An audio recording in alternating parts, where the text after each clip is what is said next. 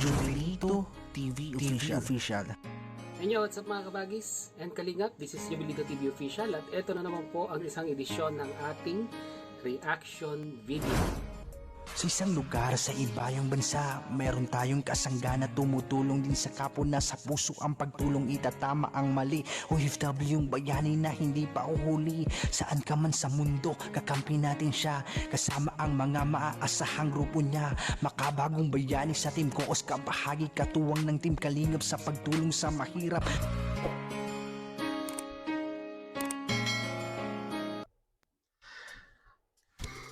So yun.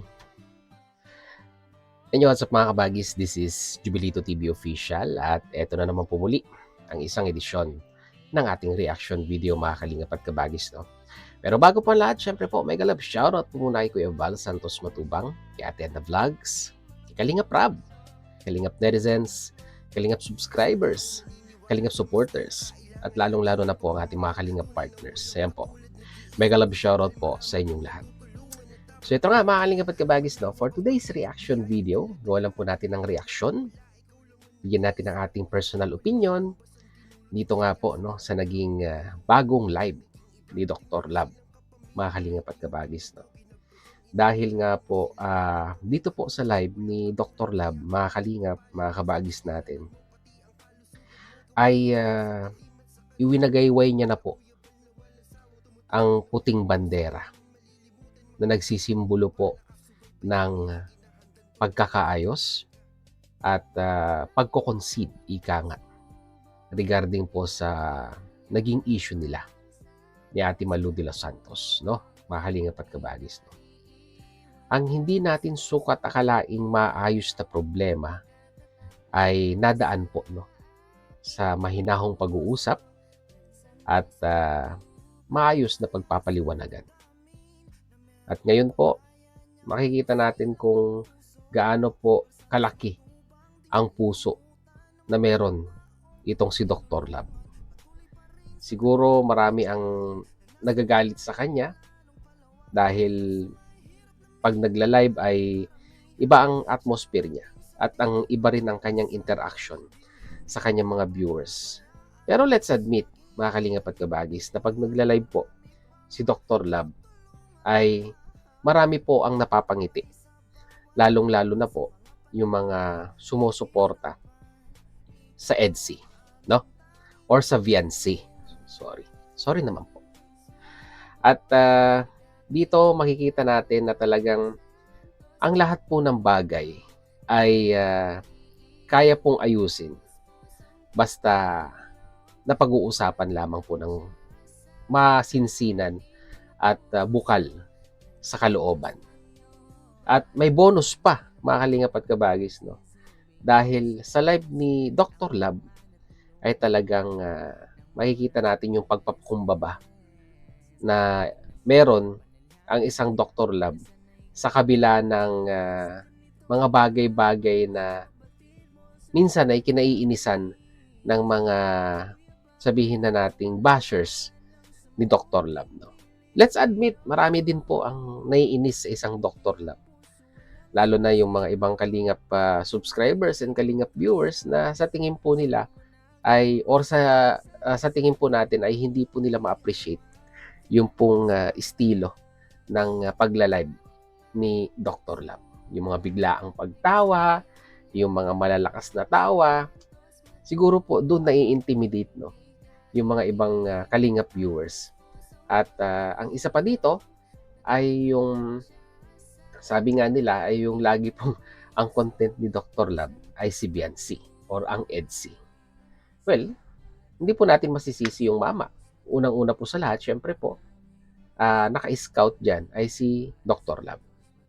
And at the same time, hindi rin po natin siya masisisi na bigyan ng update ang community ng EDSI dahil aminin natin, maraming sponsor ang nagtitiwala sa isang Dr. Lab. Lalong-lalo na ngayon, mga kalingap at kabagis, na nalalapit ng matapos ang pabahay ni Kalingap Rab kay Biancy at ilang hakbang na lamang po ay papunta na tayo sa ribbon cutting. At yung mga kulang na gastusin ay talagang malaki po ang ambag ng mga sponsor na nagpapaabot ng tulong kay Dr. Lab. Siya yung kinokontak.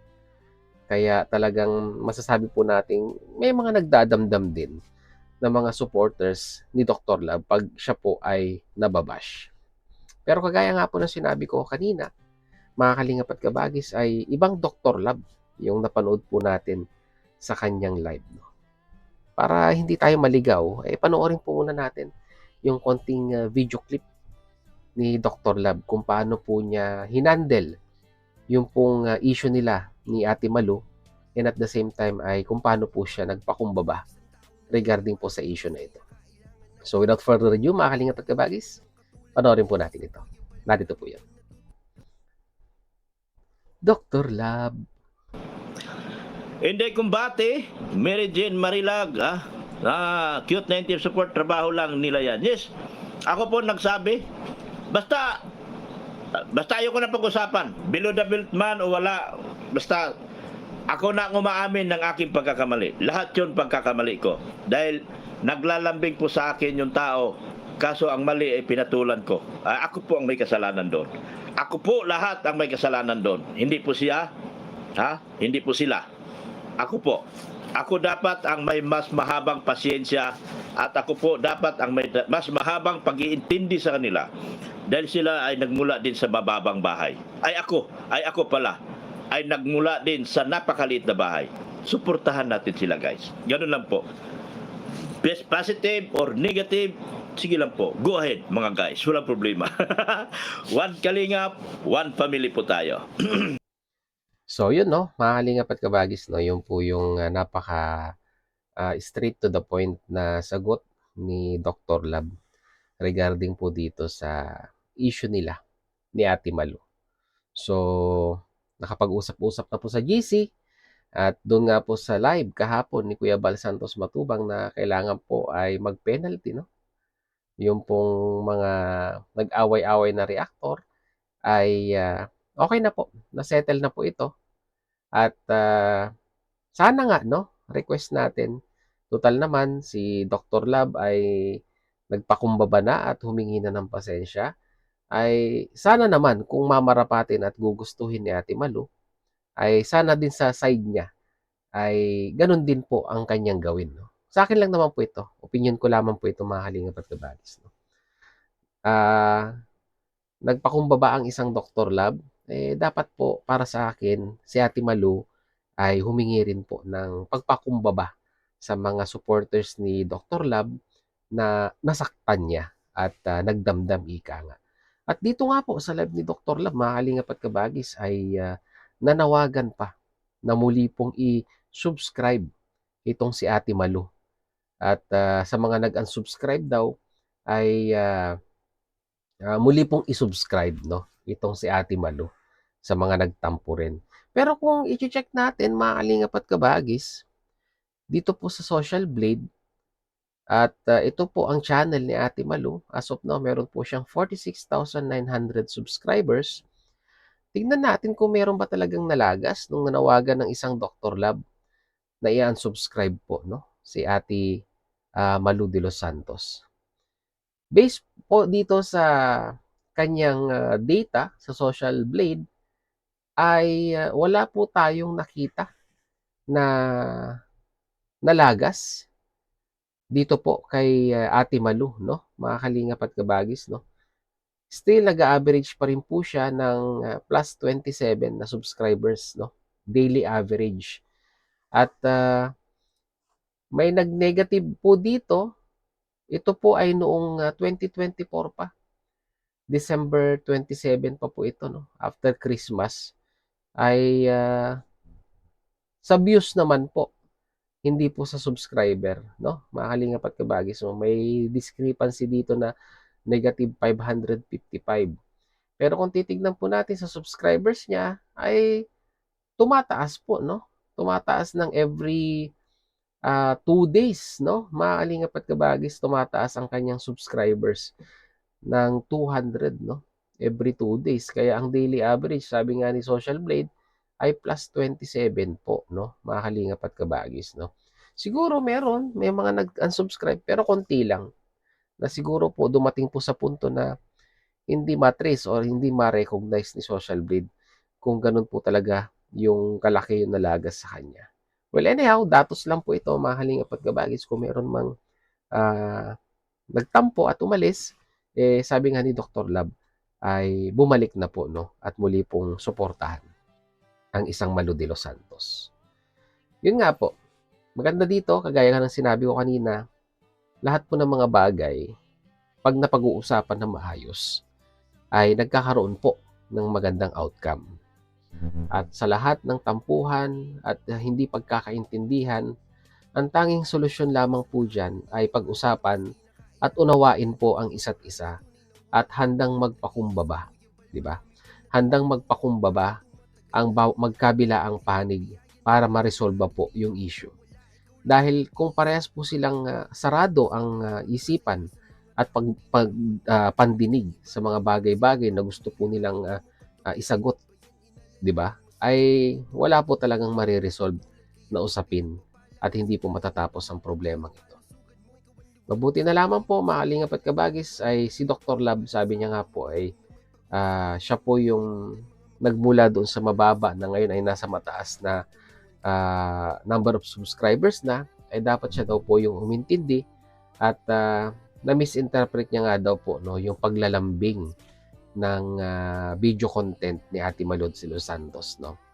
So, yun, considered is as case close, ika nga, issue close na po ang tampuhan between Dr. Lab at Ate Malu. Sabi nga po, one kalingap, one family. Sa kalingap lang po, merong ganyan, no? Sa mga nagko-comment na lagi daw pong gulo ang meron ang community ng kalingap. Sabi nga po ni Kuya Bal Santos Matubang, marami pong department ang community ng kalingap, no? Ang magulo lamang po ay sa reactors department. Dahil hindi po talaga mawawala ang gulo sa reactors department. Kasi ang terminology na ginagamit po ng mga viewers pag sinabi po nilang may mga nagbabangayan ay magulo. Magulo ang community, di ba? Pero specific lang po, no? Kami pong mga hampas lupang reactors na nakipag-affiliate sa kalingap ang sabihan po ninyo ng magulo. Pero sabihan po yung in general ang kalingap ay hindi po, no? 'Di ba? Reactors lang po kasi 'di ba? Normal lang po sa aming mga reactors na mag-discuss ng mga usapin at issue kasi nga po reactor po kami, 'di ba? Naging saan pat naging reactor kami kung hindi po kami magre-reaction sa mga bagay-bagay na hindi po namin nakikita. Pero sa charity department nila Kuya Bal, yung main, 'di ba? Na Team Kalingap, nagmamahalan po 'yan, 'di ba? Wala po silang issue. So, yun, mga kalingap at kabagis, mag-comment po kayo sa ating comment section kung ano naman pong inyong masasabi, opinion, reaction dito nga po sa paghingi ng pasensya ni Dr. Lab. At, di ba, sa kagustuhang tapusin na po, no, ang issue between sa kanya at kay Ma'am Malu de los Santos. Comment nyo po sa comment section. Pag-usapan po natin, mga kalingap at kabagis. So yun, mga kalingap at kabagis, muli maraming salamat dahil sa dulo po ng ating reaction video. Ngayong araw na ito ay nasamahan nyo po muli, no, si Jubilito TV Official, mga kalingap at kabagis, no. At muli po, naglalambing po ang inyong host sa mga hindi pa po nakasubscribe sa channel po, syempre, ni Kuya Bal Santos Matubang, Ate Edna Vlogs, Kalingap Rab. Suportahan po natin ang kanilang mga YouTube channel. And at the same time, muli po, naglalambing din po ang inyong host sa mga hindi pa po nakasubscribe sa channel po ni Jubilito TV Official. Ayan po, no, mga kalingap at kabagis, no, baka mayroon pa pong hindi nakasubscribe dyan, ay wala naman pong sapilitan. Click nyo lang po yung subscribe button at ang notification bell para lagi syempre po kayong updated sa ating mga darating pang reaction video. So yun, mga kalingap at kabagis, ayun. Hanggang dito na lamang po. Once again, this is Jubilito TV Official. Proud member po ng Team Kokos at ng Team Vios. As I always say, mga kalingap and kabagis, peace, God first. God bless po. Bye-bye!